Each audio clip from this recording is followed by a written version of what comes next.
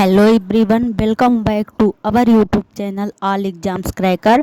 आई hope आप सभी स्वस्थ होंगे, मस्त होंगे, अपने एग्ज़ाम्स का प्रिपरेशन लगातार कर रहे होंगे।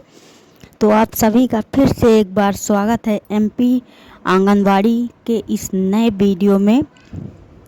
हम जान लेते हैं कि आखिरकार जो एमपी आंगनवाड़ी में सहायिका और कार्यकर्ता का फॉर्म भराया गया है, इसकी मेरिट लिस्ट कब तक आएगी और यदि आपका सिलेक्शन कितने मार्क्स पर हो सकता है, इसी पर आज डिस्कशन करेंगे।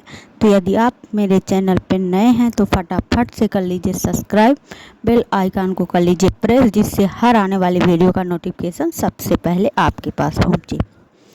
तो सबसे पहले हम आप सभी को बताना चाहूँगी कि हाईएस्ट कट ऑफ क्या रह सकती है।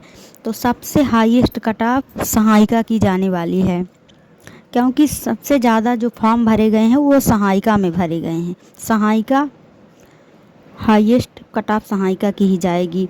उसमें लगभग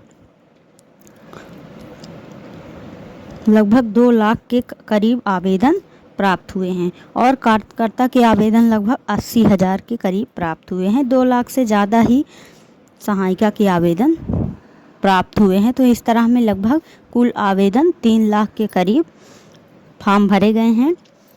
अब हम बात कर लेते हैं कि सहायिका की कट ऑफ क्या जाने वाली है। तो सहायिका की कट ऑफ जनरल की 55 प्लस ही जाएगी और ओबीसी की भी 55 प्लस ही रहने वाली है। ईडब्ल्यूएस की 60 के लगभग और एससी एसटी की 65 के लगभग कट ऑफ रहने वाली है सहायिका की। अब बात कर लेते हैं कार्यकर्ता की। तो कार्यकर्ता की जनरल की कट ऑफ 50 प्लस ही रहने वाली है। ओबीसी की भी जनरल की लगभग सेम ही जा सकती है, 50 प्लस ही रहेगी।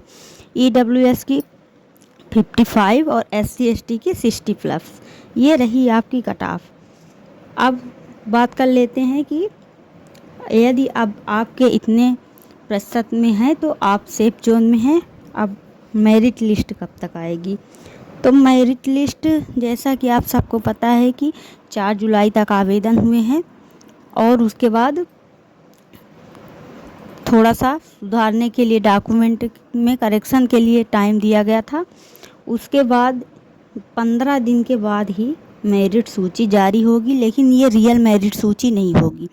इसमें आपको 1 सप्ताह का टाइम दिया जाएगा कि जैसे कि आपत्तियां यदि आपको लगाना है तो आप आपत्ति लगा सकते हो। उसके बाद रियल मेरिट सूची जारी होगी।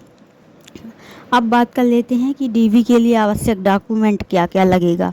तो सबसे पहले 10वीं की मार्कशीट होनी चाहिए, 12वीं की मार्कशीट होनी चाहिए, स्नातक यदि आप भरे हो स्नातक और परास्नातक से, ग्रेजुएशन पोस्ट ग्रेजुएशन से, तो इसकी भी मार्कशीट लगेगी। इसमें आपको 5-5 मार्क्स एक्स्ट्रा मिल जाएंगे।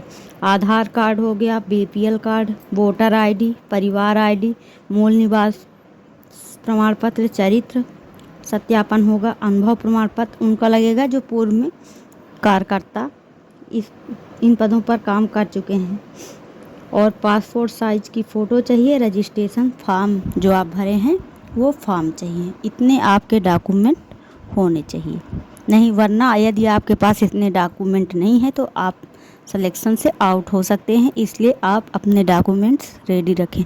Thanks for watching. फिर मिलते हैं नेक्स्ट वीडियो में।